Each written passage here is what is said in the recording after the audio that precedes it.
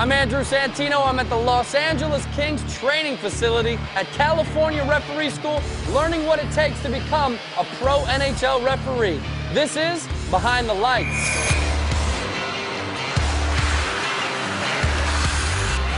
All right, I'm here with my main man, Michel, who runs the camp. My man, this is my dude. Tell me how all this began. I started refereeing and I loved it. We moved to Los Angeles and I started refereeing here and I said, well, we need a referee school. So that was my career here and I kept going. It's been our 24th year this year and we achieved a lot. What are some of the things that I'm going to be doing?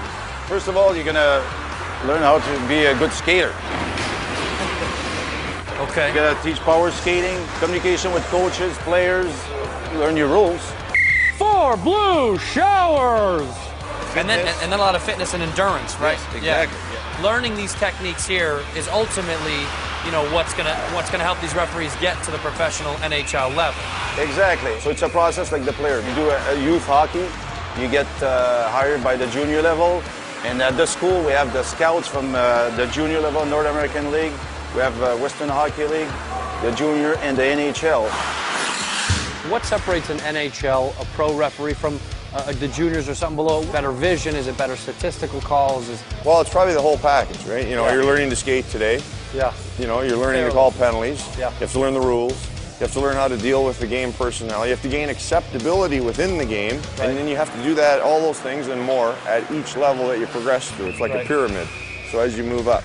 At the NHL level, it's almost easier, because we're dealing with the best players in the world and the best coaches, and they're all very professional. So you played hockey your whole life, and you knew at a very young age you wanted to be a referee, and your goals or your aspirations are hopefully to get to the NHL level, right? Always wanted to be a referee since I was about 10. Passed my level 1 exam last year, I passed my level 2, and today I'm hoping to pass my level 3. I've been watching, you're doing a really good job, man. Thank you. It's not easy out there.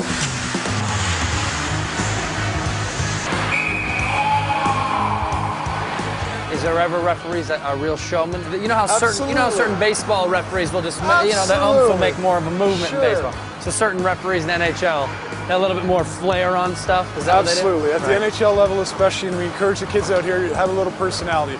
Some people are more outgoing than others, but you always want to sell your call as a referee. All right, so when you're calling a penalty, you got a delayed penalty, so you want your arm up, get your bicep right against your ear.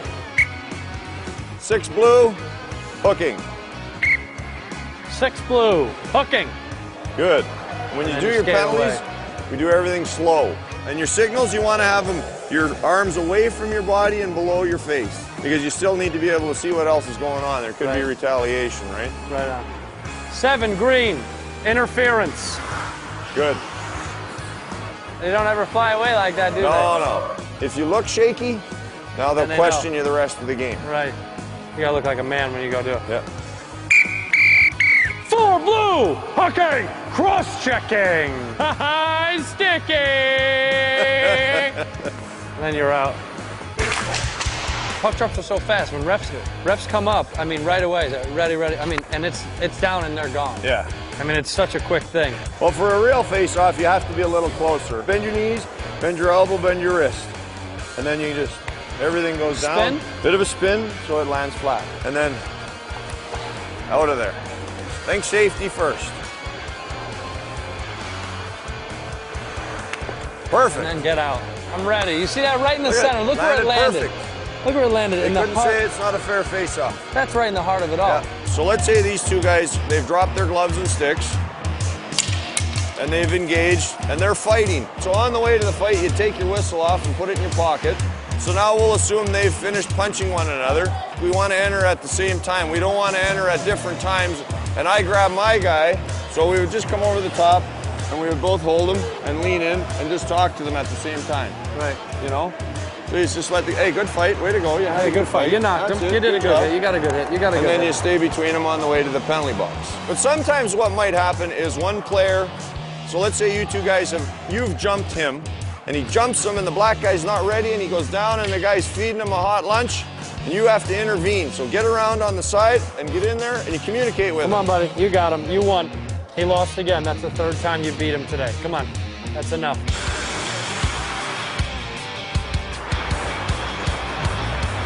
Basic idea is that you want to be so comfortable out there on the ice, so fluid in your movement, you don't have to think about what you're doing. Why do they need to know these specific turns and cuts? And everything we did today, we were breaking down strides into a more simple form. Right. It's more understandable. So when we're doing C-cuts, you're learning to generate speed for the forward stride. When you're going backwards, we're doing C-cuts, but with toe pressure to learn to generate that power going backwards. One of the reasons why we put people's hands behind their back is because it takes away all this movement like this. Right.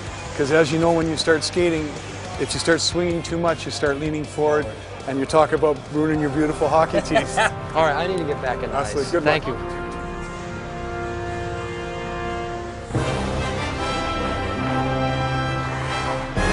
There you go. Watch my feet. Watch my feet. Do what my feet do.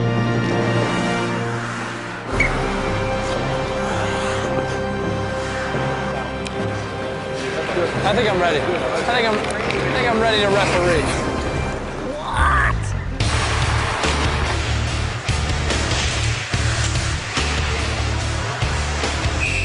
Let him do it. All right, brother. I'm a guest puck drop, man, all right? You guys ready? Yeah.